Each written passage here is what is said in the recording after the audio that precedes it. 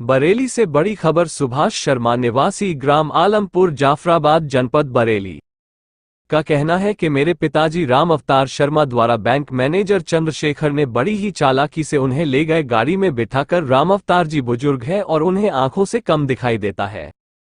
पीड़ित सुभाष शर्मा का कहना है कि मेरे पिताजी से धोखे से लोन निकलवाया गया।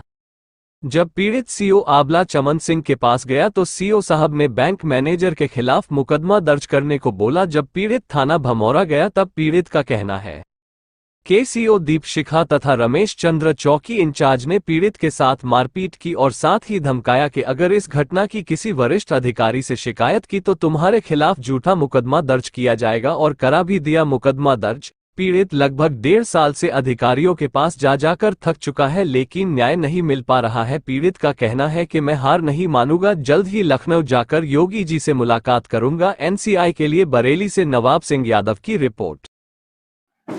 सर क्या नाम है आपका? सुभाष शर्मा। क्या समस्या है आपके लिए? समस्या है सर कि हमारे पिताजी के साथ बैंक मैनेजर ने धोखाधड़ी करके जोर जबरदस्ती कागजों पर साइन करवा के 5 लाख का लोन निकाल लिया, एक 2 लाख का, एक 3 लाख का, जिसकी शिकायत सर हमने वरिष्ठ पुलिस अधीक्षक से डाक रजिस्ट्री द्वारा की। तो सर उसकी जांच जो है सीओ आंवला चमन सिंह जी के पास गई थी।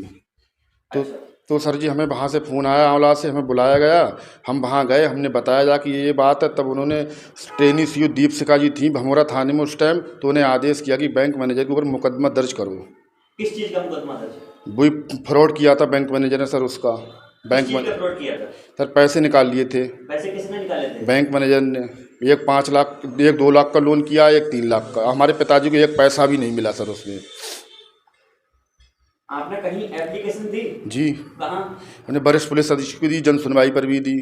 चौकी कौन सी लगती है? चौकी है सरदार नगर। थाना कौन सा लगता है? भमौरा।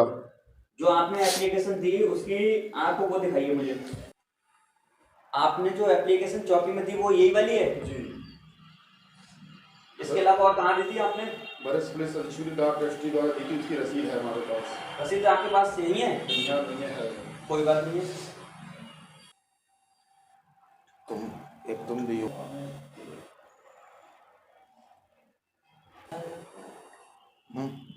तो आपने जो एप्लीकेशन दी तो आपकी किसी ने सुनी नहीं? नहीं, चमन सिंह जी थे, उन्होंने सुनी थी हमारी और थाने में भेजा था। दीपशिखा के लिए फ़ोन किया था, जो थाने इंचार्ज थे उस टाइम ट्रेनिंग सीओ। वहाँ से कोई आया था?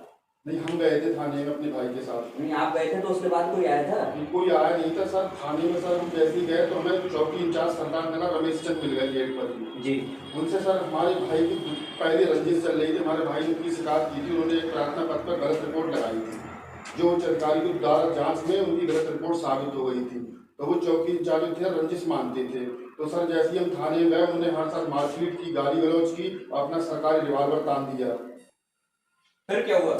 उसके बाद सर ट्रेनिंग सीओ के ऑफिस में ले जाया गया भी थाने में। तो सर उन्होंने भी गाली गलौज की, मारपीट की और कहा कि अगर आज की घटना की शिकायत तुमने किसी से की तो तुम्हारे ऊपर फर्जी मुकदमा दर्ज करेंगे और जेल भेजेंगे पूरे परिवार के लिए। हमने सर अगले ही दिन सर 3 शिकायत की जिले पे सभी अधिकारियों के पास कि हमारे साथ ये घटना थाने में की गई है सीओ के द्वारा।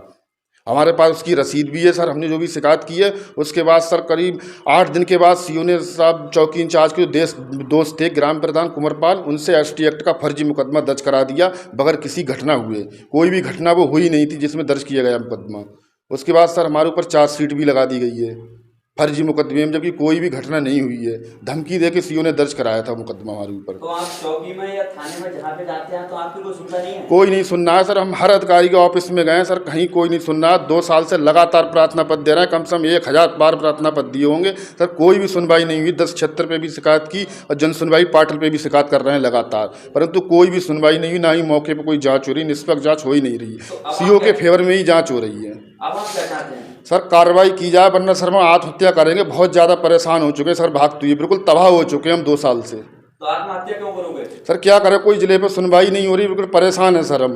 जिले में आपकी कौन नहीं सुनने आए? सर हम एसएसपी साहब के पास भी गए, आईजी साहब के पास भी गए और एडीजी साहब के पास भी गए, डीएम साहब के पास भी गए, कमिश्नर साहब के पास भी गए, कहीं से कोई सुनवाई नहीं हुई। और डाक रजिस्ट्री से भी हमने भेजी है एप्लीकेशन, वो भी रसीदें हमारे पास हैं सर, कोई भी सुनवाई नहीं हो रही है। तो आप ये चाहते हो कि आपका न्याय मिले? जी सर, कार्रवाई हो सर। हम सर सारे सबूत देंगे साहब, सीओ ने हमारे साथ गलत किया है और चौकी इंचार्ज ने गलत किया सर, सारे सबूत हैं हमारे पास, फिर भी नहीं देखे जा रहे। बिल्कुल फर्जी मुकदमा, मौके पर एक बार जांच हो जाए सर, सारी सच्चाई सामने आ जाएगी। फर्जी मुकदमा ऐसे तो कोई लगाएगा नहीं, कोई ना कोई वजह जरूर रही होगी। सर वजह थी सर, हमने प्रधान पे सर पहले वन विभाग में मुकदमा दर्ज कराया था पेड़ चोरी का, इसलिए सर वो मिल गया जाके, वो चौकी इंचार्ज का दोस्त था। अब आप क्या चाह रहे हैं? सर हम कार्रवाई चाह रहे हैं, हमारे साथ न्याय हो सर, सीओ पे, चौकी इंचार्ज, जो भी दोषी हैं सर, सब पे कार्रवाई हो, निष्पक्ष जांच हो। मेरी कहीं भी कोई सुनवाई नहीं हुई, हमें मीडिया का सहारा लिया है सर, मेरी सुनवाई हो, ऊपर तक मेरी आवाज़ पहुंचाई जाए। मेरे साथ बहुत अन्याय हुआ है सर, मेरा पूरा परिवार परेशान है, अत्याचार, मुझे खतरा है सीओ से जाने के लिए। सीओ, चौकी इंचार्ज, मेरे परिवार मेरे साथ कोई भी घटना कर सकते किसी समय, और कोई भी घटना हो जाए तो इसकी जिम्मेदार सीओ डॉक्टर दीपशिखा मीरगंज और चौकी इंचार्ज रमेश चंद होंगे।